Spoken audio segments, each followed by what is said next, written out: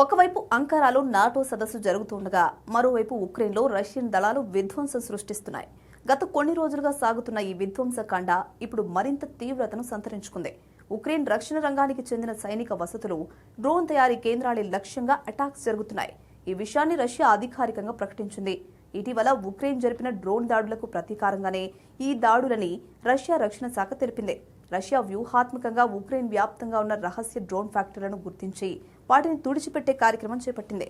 రాజధాని కీవ్, అలాగే ఇతర ప్రాంతాల్లోని ఆయుధ కర్మాగారాలు, క్షిపణి గైడెన్స్ కేంద్రాలు, నావల్ షిప్ యార్డులు, ఎయిర్ ఫీల్డ్లను ఇప్పటికే ధ్వంసం చేశారు. ఆర్మీ ఉపయోగించే లాంగ్ రేంజ్ సీ డ్రోన్ల అసెంబ్లింగ్, నిల్వ కేంద్రాలపైన క్షిపణులు, గెరెన్ డ్రోన్లతో విరుచుకుపడింది.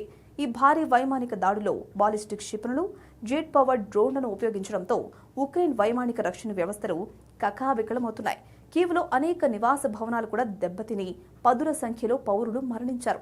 మరోవైపు రష్యా క్షిపణి దాడుల నుంచి తప్పించుకోవడానికి ఉక్రెయిన్ తన ఆయుధ, డ్రోన్ తయారీ కేంద్రాలను ఒకే చోట కాకుండా దేశవ్యాప్తంగా వికేంద్రీకరించి రహస్య ప్రాంతాలలో నిర్వహిస్తుంది. ఇక ప్రెసిడెంట్ పుతిన్ తూర్పు ఉక్రెయిన్ ప్రాంతం డాన్బాస్ ని హస్తగతం చేసుకునే వరకు వెనక్కి తగ్గడనేది విశ్లేషకుల అంచనా. అందుకోసం ఎంత నష్టమైనా భరిస్తాడని అంటున్నారు. ఎందుకంటే పారిశ్రామికంగా ఉక్రెయిన్ కు గుండెకాయ వంటిది ఈ ప్రాంతం. అపారమైన బొగ్గు నిల్వలు, ఇనుము, స్టీల్ కర్మాగారాలు, విలువైన ఖనిజాలున్నాయి. దీన్ని దక్కించుకోవడం ద్వారా ఉక్రెయిన్ ఆర్థిక వ్యవస్థను దెబ్బతీసి రష్యా ఆర్థిక బలాన్ని పెంచుకోవచ్చు. రష్యా సరిహద్దు నుండి క్రిమియా, బ్లాక్ సీ తీర ప్రాంతాల వరకు ల్యాండ్ కారిడార్ ఏర్పడుతుంది. ఇప్పటికే 90% డాన్బాస్ రష్యా ఆధీనంలోకి వచ్చింది. మిగతా 10% కష్టతరంగా మారింది. ఎందుకంటే ఈ ప్రాంతంలోని నగరాల చుట్టూ ఉక్రెయిన్ బలమైన బంకర్లు, ట్రెంచ్లతో రక్షణ వలయాన్ని నిర్మించింది. వీటిని దాటుకుని ముందుకెళ్లడం అంత సులువు కాదు.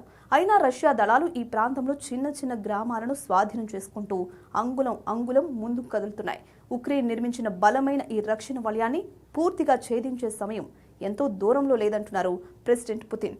అదే జరిగితే ఉక్రెయిన్ ఈ యుద్ధంలో ఓడిపోయినట్టే.